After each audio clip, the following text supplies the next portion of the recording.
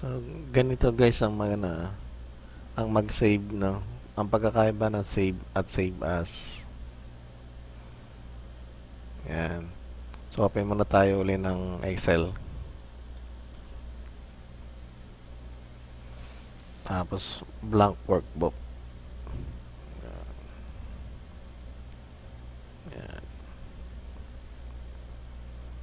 Tapos, gagawa muna ako ng file natin.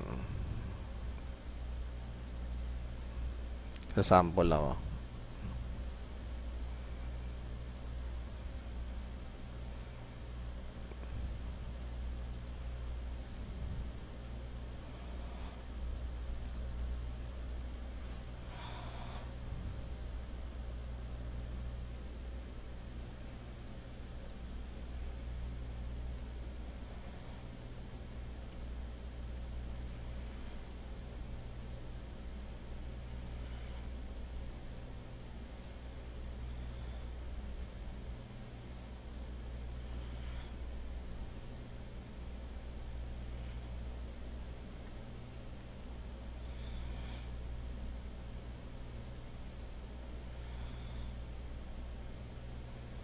So, ganito mag-save guys. Ha?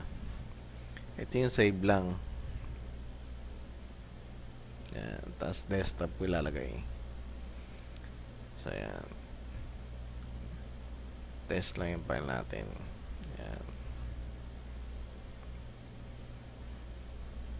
Yan. Ganyan ang pag-save. So, yun na siya. Close natin. Yan. So, yan yung files. Ganyan ang pag-save ng Excel files. Ngayon, halimbawa, may binago tayo.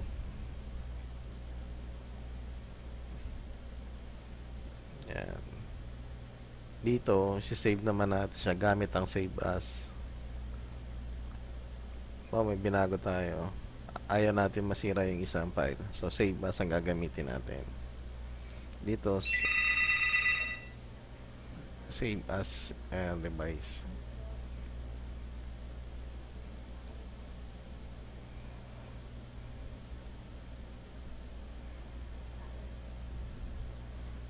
So, ganyan na mag-save as.